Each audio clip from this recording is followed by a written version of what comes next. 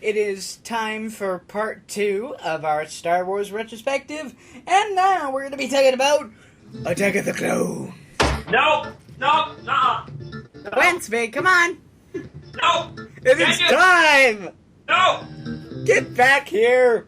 I don't wanna! Get back here or you won't get your cookie! Okay, so, we're just gonna assume you saw part 1 because watch part 1 because all the introduction things and everything is in there. But in case you don't know, I am Quensby and I don't want to do this! Quensby! No! No cookie for you then. Alright. That still sounds like Mario. Still sounds like Mario. Okay. So, my thoughts on the Attack of the Clones. Skip it. Yep. Just don't even watch it. There's really nothing there. And that's it, folks. Okay. Woo! Yeah. Okay. No, really. Okay, let's get to my thoughts on Attack of the Clones. Well, Ewan McGregor. Awesome. Yes. A really good actor. Natalie Portman. Really, really good. Christopher Lee. Why was she in this, though? Why? She's a good actress. She didn't need to be in this. Yes.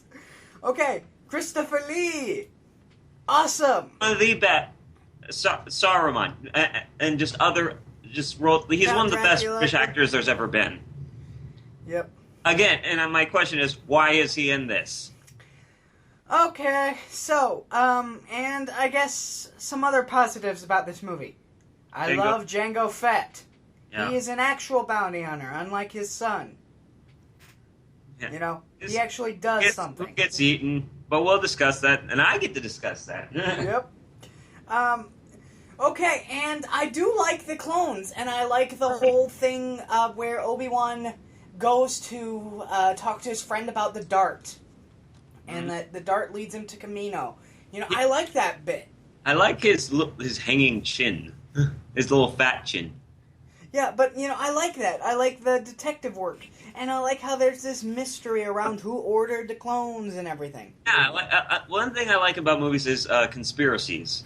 And there's some, and the fact that there is a Jedi involved in the creation of the clones, that kind of adds into, like, why would a Jedi go get cloned? You know, like, it's just I mean, like, it's interesting, like, just to see that Jedis do more than just stand stoically. You know. Yeah, and so, you know, there are a lot of parts of Episode 2 I like. And then there are parts I don't. That being said, the thing in total is a piece of crap. Yeah, I mean, really, that is the only Star Wars movie, if it's on a marathon... We skip. We just skip it. Well, no, I wouldn't skip it. But, like, well, actually today, since today is May the 4th, they do have all-day Star Wars marathon sci-fi. And probably on Spike. Spike always has the movies, too. But, like, so, and... Spike's bad! Because they're bad! Anyway, if I could finish my thought... No. No, I'm kidding. Like... I'm sorry. I'm not gonna sit down and watch that sci-fi marathon. I'm gonna do that tomorrow because I actually have some, free time tomorrow. Where today I'm actually pretty busy, unfortunately. Well, wouldn't there just be a Mexican movie marathon tomorrow? No, I've got them on Blu-ray. So I'm gonna marathon tomorrow. I'm probably just gonna watch the third movie. Yeah. But like if it's on that marathon of Star Wars movies like today, I'd probably sit down and watch it. You know, marathon it.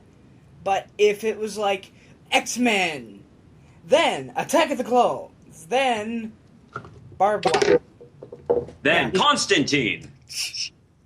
Oh, come on, Constantine's a good movie. So I'd be like, okay, well, I'll watch X-Men, and and then just leave.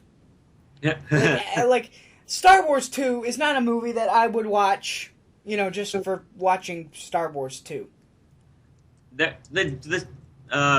Although the only good, like really good scenes about this movie is Yoda kicking ass. Oh yeah, but that's later in the movie. We'll get to him. We'll get to him. Now, I like Hayden Christensen.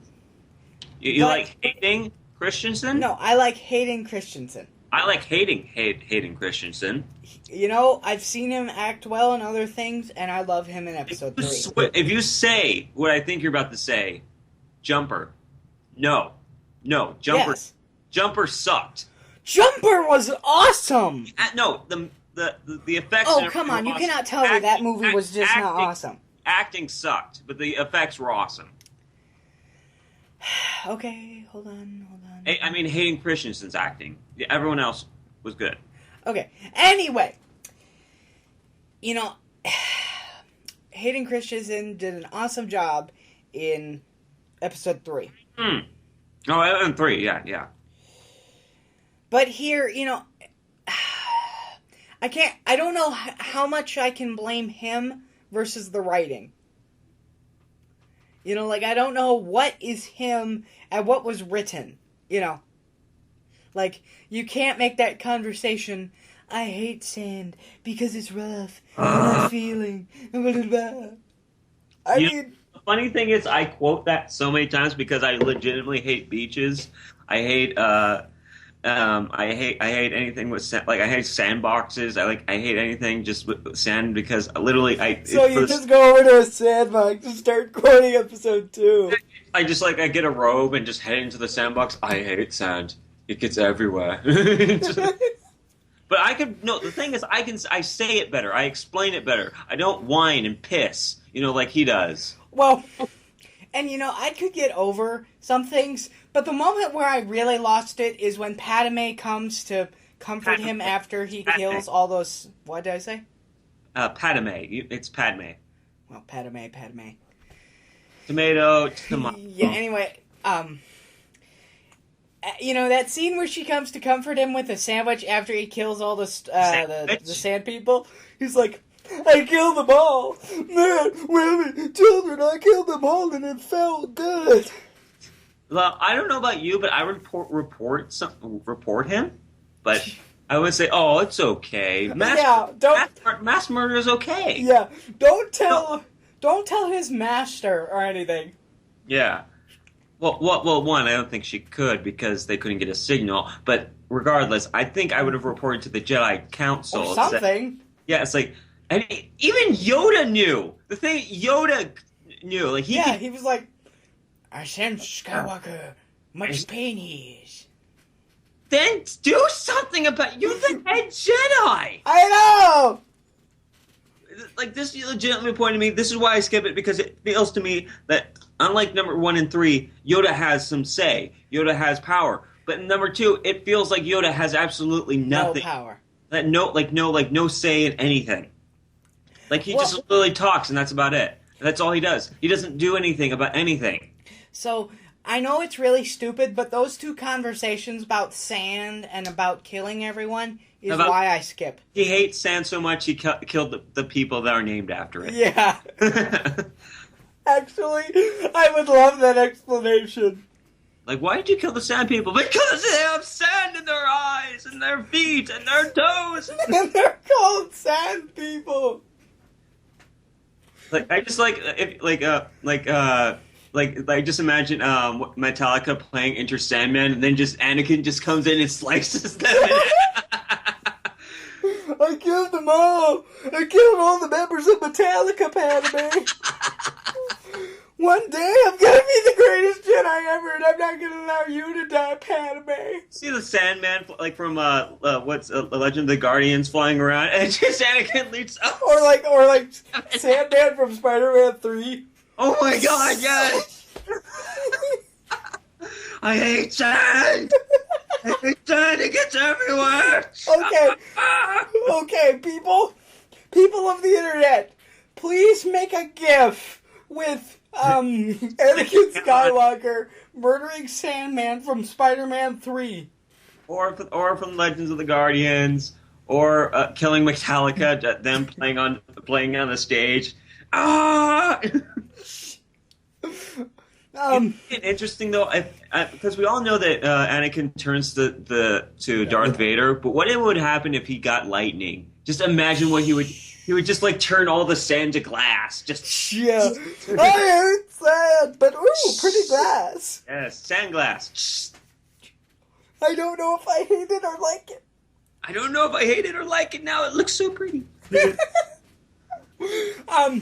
Okay, so back off the rant of sand. I like the idea of him and Padme developing this secret romance, getting married in secret. Well, I think it's interesting because it's like a Jedi can't fall in love. Even though it's okay for a Jedi to kiss his sister? Luke was not a Jedi yet. You get what I mean. Like, it's okay to fall, of course, and kiss your sister, but God forbid you forbid you fall in love with someone of different blood. Okay. So here, I like that idea. I like that they develop their secret romance. I like that Padme, I think she might be an ambassador at that point. Tomato, Padme.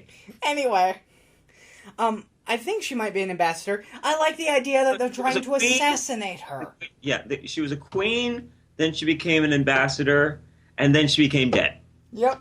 Well, but I like that. I like that she has to have a Jedi protector, and they have to go off, to Naboo, which is weird why she went back there, and she needs a protector there anyway. But I like that. I like all that, but it seems... You, Senator. But the thing is, they the never... stupidest death ever, by the way. Can I finish a thought? No. Yes. Go ahead. They never, follow up on that. There's never a scene where another assassin tries to kill Padme. And apparently they're so invested in avoiding Jedi. Yeah, I mean, it's like... the point is that she's a threat to the Separatists. And Darth Sidious. Yeah, and Darth Sidious. But apparently they just disregard it. It's like, okay, we're just going to build our droid army now. Yeah. And speaking of which, that droid army, I love that scene where Yoda and the Jedi come in and they're like, woo! Oh, the best sequence of this movie, and the only reason I watched this movie is the Colosseum sequence. Oh my gosh, it's I so... know.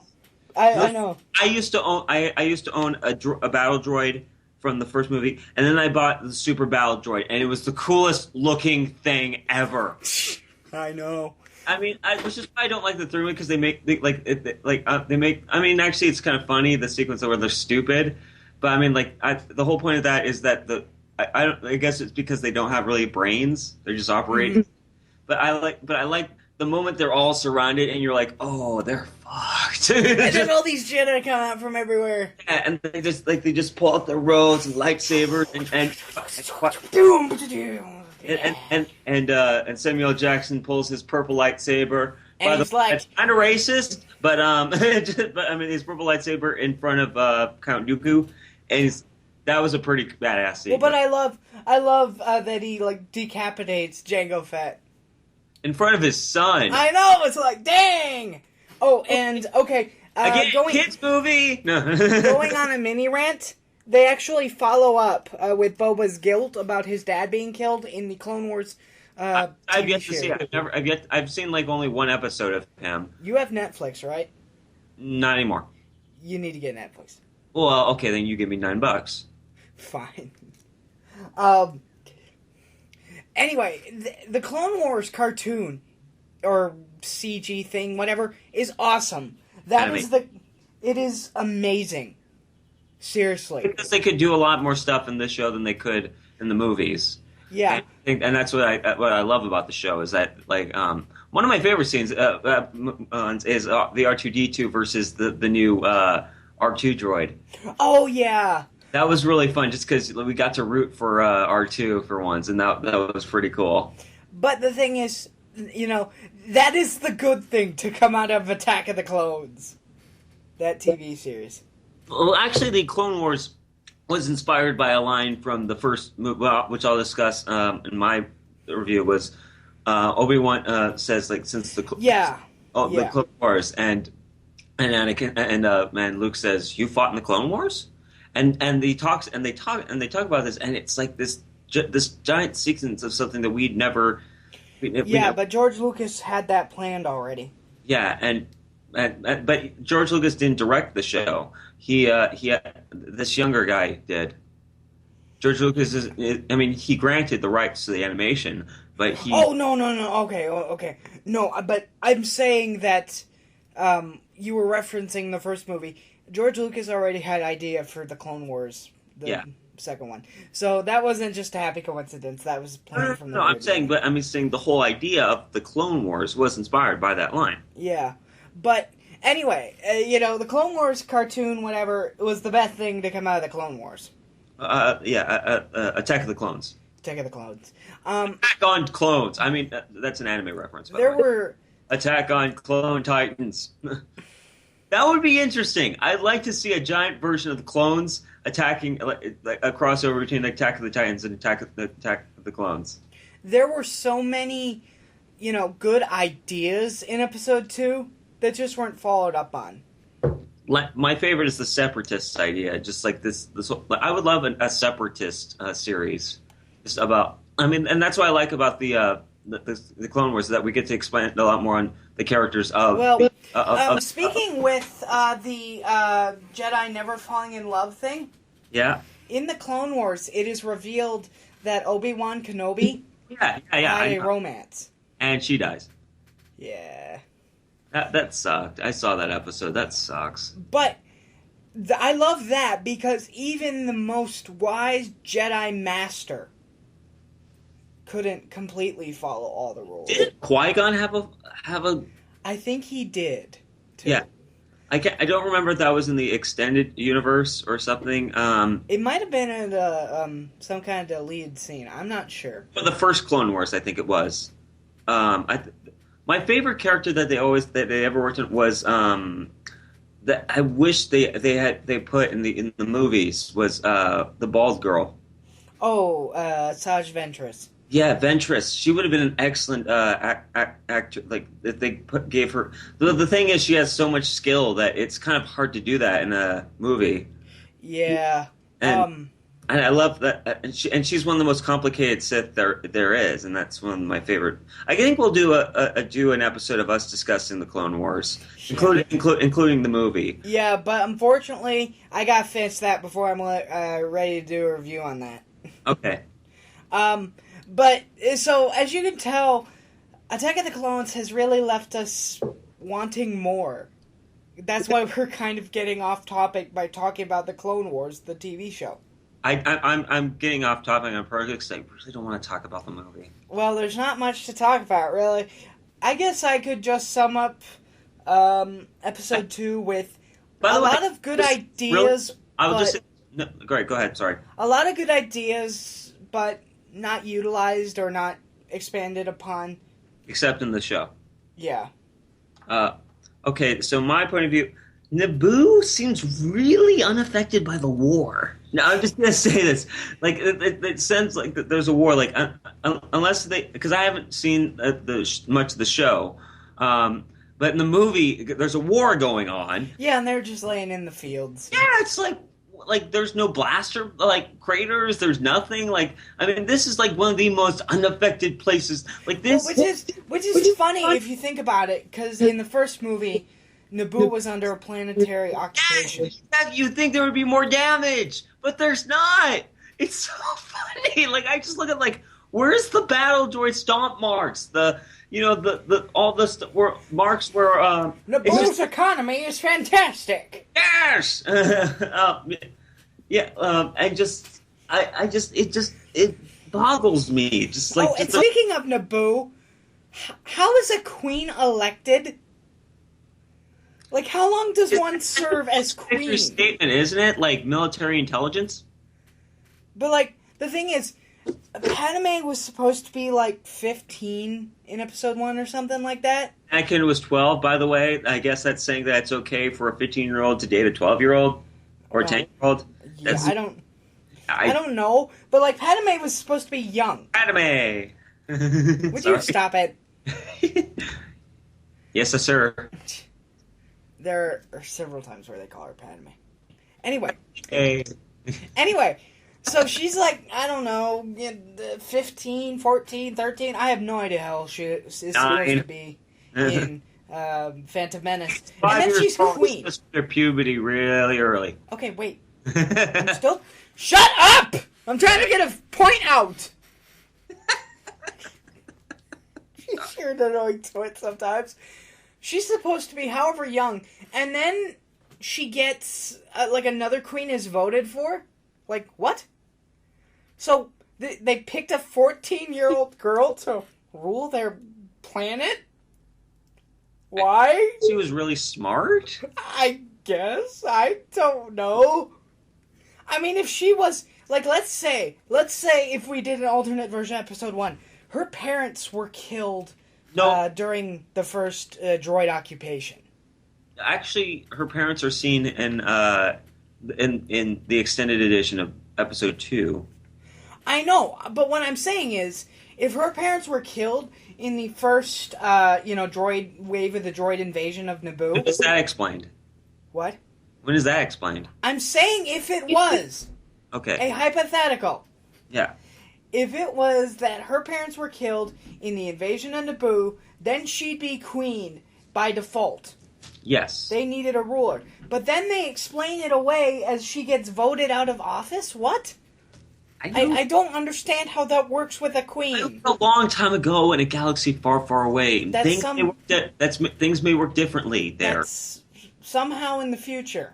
Explain that to me. That's somehow in the future, yet in the past, with glowing lights and alternate energies. Let's just not get into it. But that's what I'm saying. There were so many things in episode 2. I would have been interested to see how Padme was adjusting. Padme. Sorry. Was adjusting to not being queen. Or... She's fine. She said so. I know, but there could have been some interesting character development there. Character development, George Lucas. In the Star Wars movie, yeah. Good one. But I'm saying... and... George Lucas creating character development. You crack me up. Yes. I know that a lot of this was addressed in the Clone Wars TV show. I'm not saying that. The thing is that takes me off. That means that there was a terrible script if it needed explanation in the show, which means that it's a terrible script. Yeah, but that's the thing. That's why I don't like episode 2 so much. It just feels like so many things they could have talked about or could have expanded on that they didn't. It just kind of seems like, we want to have this fight with Yoda and this cool bounty hunter, and we'll figure out the rest as we go. That's like a teenager's idea of writing. And by the way, this is not a teenager writing this movie. It's a 50-year-old fat man who created an empire out of a great show. How the hell do you think about, or does that happen? Just how the hell does that happen where you create one of the greatest movies of all time, and then you become a lazy-ass teenager as you get older? Yeah, I don't know. So I guess, oh my goodness, we've been ranting for 24 minutes on this. Okay, so, final rating for Attack of the Clones, 30 metachlorians. I'm going to say 25, and the only reason I'm giving it any midichlorians is because of the battle sequence. Yeah, there are some things I like. Battle sequences, and that's the only reason I like. But the only thing that it felt like a waste of time just because it was wasted was the droid belt, the construction belt. It just seemed ridiculous. Yeah. I will recommend it for people who are really big fans. Just my final note: go look up a webcomic called Darths and Droids. It's a very good commentation on the on this. It's basically a Dungeons and Dragons version. If you've ever read DM of the Rings, which is a great it's a Dungeons and Dragons parody of Lord of the Rings. it's a similar story line. It's these people who live in a universe where Star Wars never existed. So it's basically this guy, this dungeon master explaining the Star Wars, the people who've never... like to these characters, and it's just hilarious, like, and how they deal with it. It's one of the funniest webcomics I've ever read. So, what'd you say? You said 25? 25. Yeah, I give it 30. And that's the end of episode 2. Thank goodness. All right. Okay, guys, see you for part 3, where we talk about arguably the best Star Wars movie made. No, arguably the best Star Wars prequel made. Well, in your opinion. The prequels. I say of all time. No, that's overgenerous. Okay, bye-bye.